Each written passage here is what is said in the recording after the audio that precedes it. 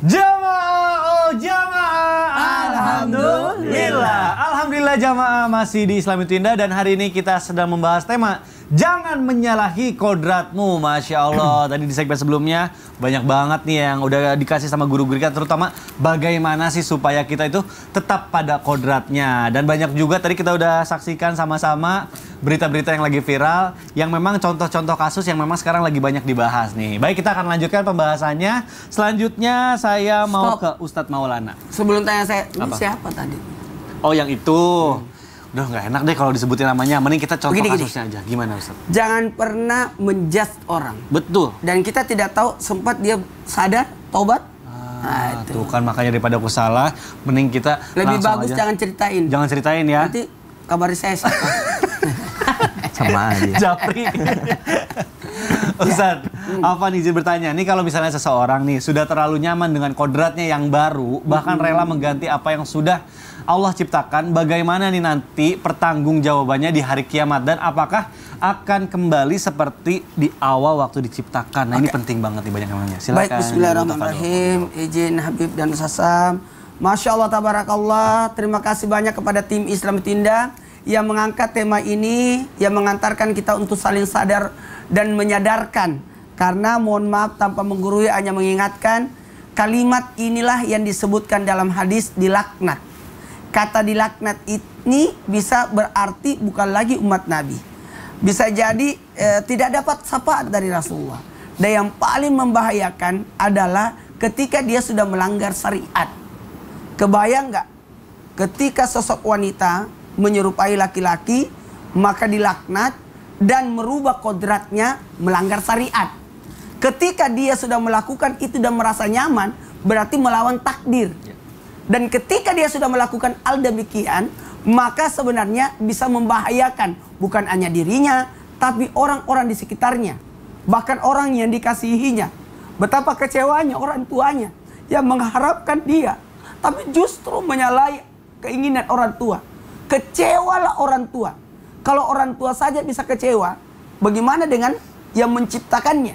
Sekali lagi, yang menciptakannya. Bagaimanalah sosok Nabiullah, Nabi yang menyayangi umatnya. Ummati, ummati, ummati. Yang membela mati-matian buat umatnya. Tapi justru umatnya yang menyalahi, yang lari. Justru engkau mau dibawa loh, tapi engkau sendiri yang menolak. Engkau sendiri yang menolak. Maka seakan-akan, maaf saya pinjam kata-kata ini, seakan-akan orang yang merubah kodratnya itu protes akan ketetapan Allah.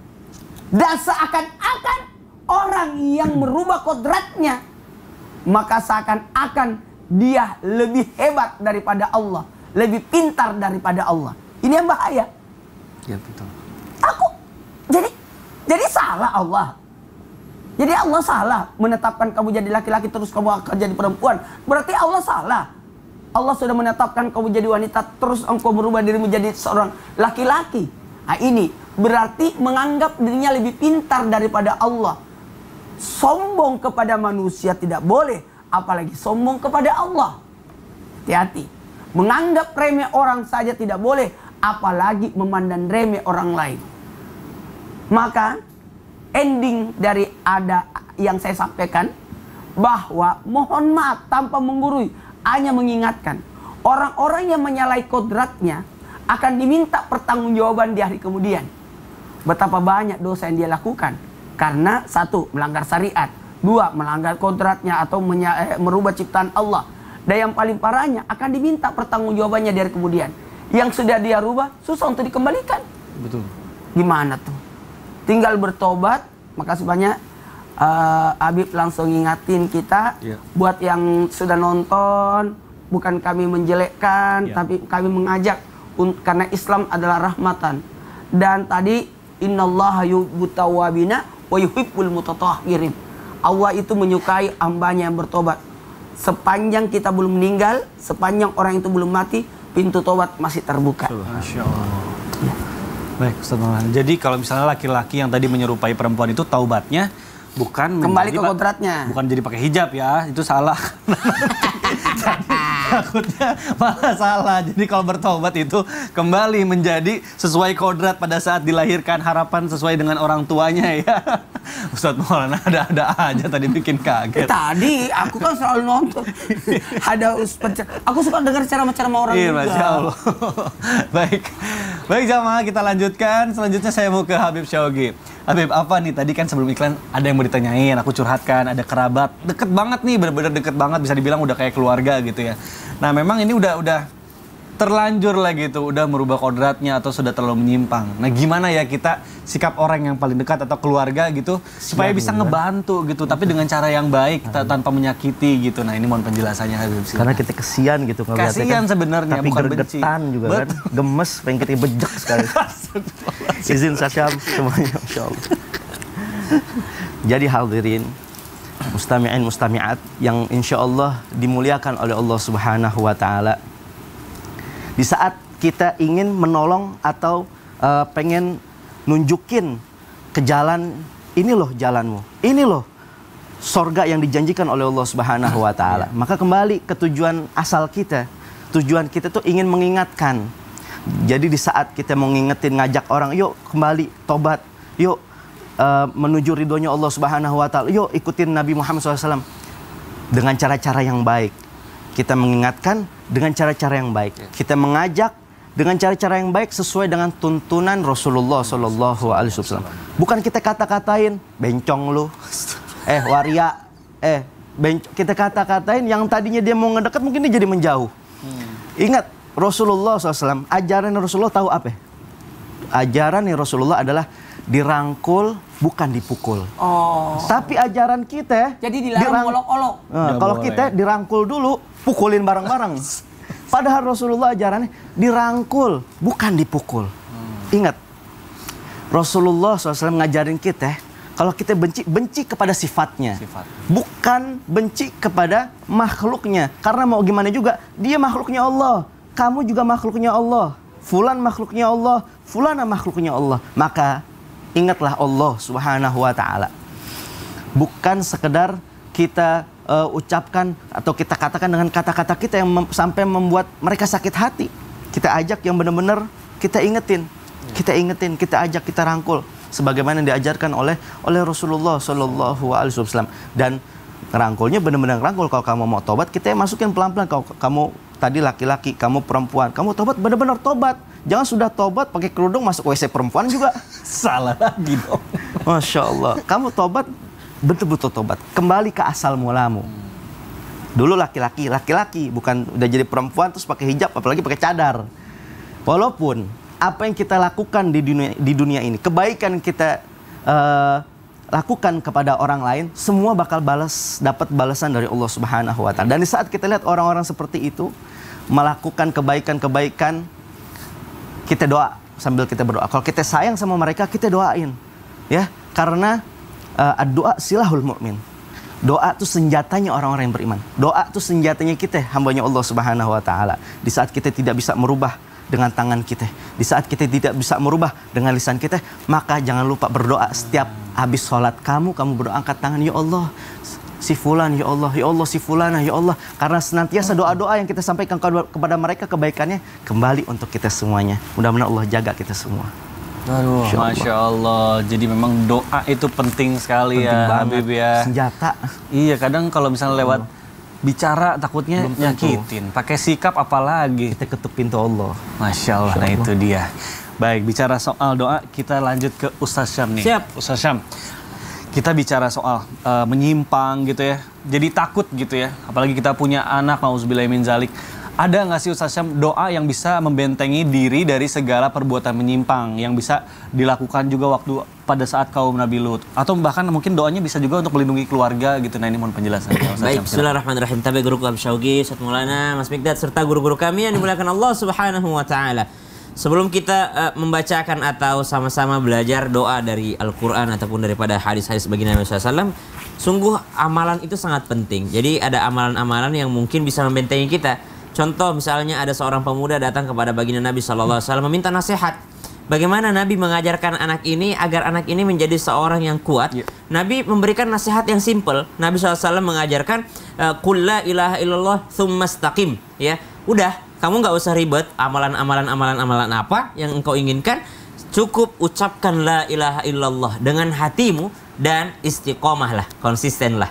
Maka subhanallah, ketika kita menginginkan agar Allah menjaga kita, maka kita butuh konsistensi dalam ibadah. Yang kedua, semuanya pasti ada pengaruh daripada lingkungan. Maka amalan selanjutnya yang bisa kita amalkan adalah berkumpul dengan orang soleh. Hadir di majelis ta'lim, hadir di majelis ilmu, sering-sering ikut pengajian. Sehingga kalau ikut pengajian di sana isinya siapa? Orang-orang yang ingin taubat, orang-orang yang ingin mendekatkan diri kepada Allah Subhanahu wa taala, orang-orang yang mungkin dulu punya masa lalu yang kelam namun sudah berubah. Ada motivasi di dalam sana, ada pengaruh luar biasa di dalam satu majelis ilmu, ada ilmu yang bermanfaat. Ada ayat-ayat yang membuat kita takut jikalau kita bisa nanti menyimpang. Ada ayat-ayat yang menggembirakan agar kita bersabar dengan ujian Allah Subhanahu wa taala. Maka amalan selanjutnya adalah berkumpul dengan orang soleh. Dengan kata lain, sering-sering ikut majelis ta'lim ataupun pengajian. Itu yang kedua. Yang ketiga adalah barulah meminta kepada Allah Subhanahu wa taala dengan segenap hati, sepenuh hati. Doa dalam Al-Qur'an, Rabbana la tuzigh qulubana ba'da idh hadaitana wa hab lana min ladunka rahmah innaka antal wahhab. Ya Tuhan kami, jangan Engkau buat hati kami melenceng setelah Engkau berikan hidayah kepada kami. Maka kalau mendengar redaksi daripada ayat ini, diharuskan kita mencari hidayah terlebih dahulu. Dengan cara apa tadi? Dengan cara ikut majelis ta'lim, dengan cara berkumpul dengan orang soleh. Udah dapat hidayah nih, saya yakin saya pasti bisa berubah. Saya niat saya akan berubah. Walaupun ujian banyak dalam hati saya, maka saya yakin saya bisa berubah. Setelah mendapatkan hidayah, maka cara menjaganya dengan mendoakan tadi, Rabbana la tuzigh qulubana ba'da idh hadaytana wa hab lana min ladunka rahmah innaka antal wahhab. Itu yang pertama dalam surah Al-Imran ayat 8. Yang kedua, ada lagi doa dalam Al-Quran surah Al-Baqarah ayat 250. Rabbana afrigh alaina sabra wa thabbit aqdamana wansurna 'alal qaumil kafirin. Apa makna doa ini? Ya Allah, penuhi hatiku dengan kesabaran. Karena biasanya orang-orang yang mendapatkan ujian ingin merubah kodratnya adalah mereka yang tidak punya kesabaran.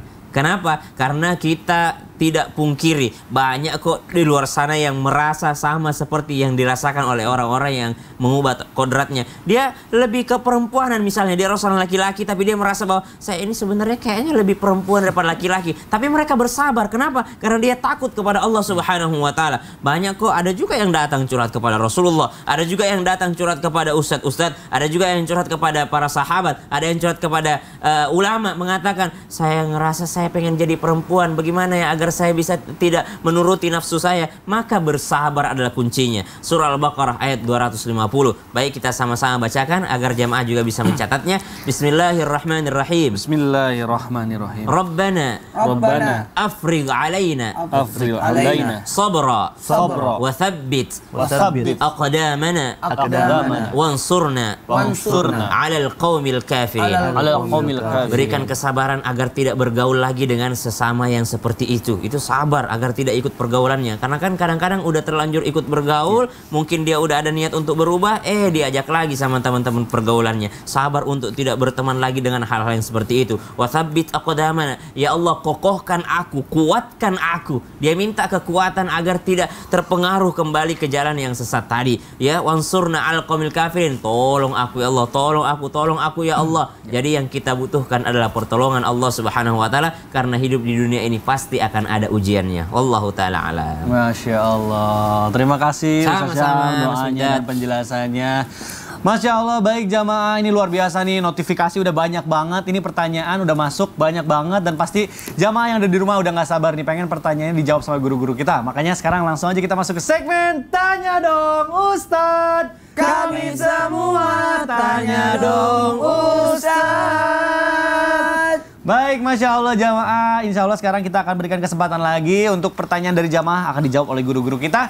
Tapi ini kita akan membacakan pertanyaannya dari surat. Izin Ustadz Maulana, mau ambil suratnya dulu nih. Bismillahirrahmanirrahim. Wah, banyak banget nih. Yang di bawah dong yang diambil. Ya, pasti yang di bawah itu. Pasti yang paling awal nih, aku ambil yang paling bawah ya, izin. Baik, bismillahirrahmanirrahim. Siapakah yang beruntung? Siapakah dia? Kita lihat. Siapa dia? Nah, ini dia nih kira-kira punya siapa nih suratnya? Ayo, surat cinta dari jamaah, Masya Allah. Baik, langsung aja kita bacakan ya. Lembang, 24 Agustus 2022. Assalamualaikum Ustadz. Waalaikumsalam warahmatullahi wabarakatuh. Aku terkejut nih, begitu melihat media sosial saudaraku yang banyak foto-foto menyerupai seperti wanita. Mulai dari penampilannya, pakaiannya, bahkan cara berbicaranya. Tapi kalau lagi kumpul keluarga, dia seperti laki-laki, maco gitu Ustadz. Sebetulnya apa saudara aku karena ketempelan jin ya? Kok sampai bisa merubah kodrat yang sudah Allah kasih? Baik, ini pertanyaan dari Lembang nih, dari hamba Allah. Jadi berarti dia menyalahkan jin ya? Katanya jin nih, gara-gara jin nih dia ketempelan. Habib Syaugi mungkin boleh dijawab melalui tausiah nih, silakan. Izin Ustadz Syam, Mas Mikdad, iya, Habib. Maulana, Masya Allah. Alhamdulillah, jadi begitu luar biasa. Terkadang kita ngelihat media sosial tuh, foto wanita, ternyata laki-laki. Iya. Foto laki-laki, ternyata perempuan. Nipu jadi sebetulnya ya. Udah cukup kita ditipu dulu sama Gundorwo, sama kuntilanak. Sekarang, Masya Allah. Sama manusia. Manusia jadi-jadian. Tapi kembali lagi, mungkin tuh kadang-kadang yang kita khawatirkan tergantung tuh dari temennya mereka. Ya. Kadang bukan gara-gara jin, bukan gara-gara saya, tapi karena teman duduknya. Karena teman duduknya. Menjalas janis. Kamu duduk sama siapa, kamu bakal kayak begitu. Kita duduk sama siapa, sifat kita bakal ngikut kayak begitu tanpa kita sadari. Ya, sebagaimana perkataan saya punya guru Sayyidul Habib Umar bin Muhammad bin Salim bin Hafid, man jalasa muflihan kaifa la yuflih, wa man lam yajlis muflihan kaifa sayuflih. Siapa orang yang duduk dengan orang-orang yang beruntung, bagaimana dia nggak beruntung? Beruntung banget orang duduknya aja sama orang-orang yang beruntung. Tapi siapa orang yang nggak pernah duduk sama orang-orang yang beruntung, duduknya sama orang-orang yang suka maksiat, duduknya sama orang-orang yang suka mabuk-mabukan, duduknya sama orang-orang yang transgender dan lain sebagainya, bagaimana dia mau beruntung? Pergaulan kamu duduk di situ. Yang sebagaimana kita sering dengar tuh, oh kamu duduk sama tukang minyak wangi, kamu bakal wangi walaupun kamu nggak beli minyak wangi. Duduk kayak di situ sejam. Semua tergantung teman duduknya. Semua tergantung teman duduknya. Ingat, sebagian pesan guru-guru kita, kama qala Habib Ali bin Abdul Masegaf, kita hidup nggak usah macem-macem. Kita cari 3, cari selamat, cari barokah, hindarin dosa. Udah hindarin dosa, ya. Kalau misalkan aja al-mutasyabihina minar rijali bin nisa wal mutasyabihati minan nisa bir rijal, orang-orang yang menyerupai perempuan pada dia laki-laki atau sebaliknya, itu dilaknat. Apalagi sampai berubah total, ya. Yang menyerupai pakaiannya ngikutin, pakai perhiasan, rambutnya ngikutin, gaya-gayanya, kipas-kipas lika-liku dan kalau misalkan tadi guru kita Ustadz Maulana aja nerangin apa yang disampaikan oleh Rasulullah, apa yang disampaikan sama beliau, bukan penyampaian beliau pribadi, tapi penyampaiannya Rasulullah. Kayak begitu tuh sama Rasulullah diusir dari kampungnya. Tapi kita malah sekarang nih malah jadi artis kampung. Undang mah. Aduh, Masya Allah. Bib, tapi ini masuk akal, katanya ketempelan jin dia kayak gitu. Oh, jin yang disalahin ya? Itu dia, kesian. Jin perempuan masuk padanya. Iya, itu jadi dia bisa nggak kalau kayak gitu, Bib? Jadi dia bisa jadi perempuan gara-gara ketempelan jin perempuan. Itu beda lagi tuh tadi. Beda lagi ya? Oh. Di ruqyah kalau gitu ya. Iya. Di ruqyah dulu kalau gitu ya. Aduh, Masya Allah, ada-ada aja. Lagi dong pertanyaan. Astagfirullahaladzim. Kaget, ya Allah. Biasanya saya bikin kaget. Sekarang dia bikin kaget Aku saya. lagi baca medsos ya, Ustadz dendam. Maulana. Apa sih? Ya Allah nih, aku baca ada artikel. Suami baru jujur kalau dia suka sesama jenis dan sekarang suami minta izin dan restu untuk menikah sama kekasihnya yang sesama jenis. Astagfirullahaladzim. Astagfirullahaladzim. Kebayang nggak gimana Ya perasaan Allah. istrinya ketika diberitahukan seperti itu? Iya, pasti sedih Nggak banget. habis ya pikir, Allah. tapi yang seperti ini mesti kita jawab. Nah, iya. Dan mesti kita bahas, Harus dibahas. mesti kita Penting, jelaskan penting. dan motivasi agar tidak melakukannya. Nah, gimana Ustaz karena Syam? wajib kita jawab setelah yang satu ini. Tetap bisa Tinda. Jamaah, alhamdulillah.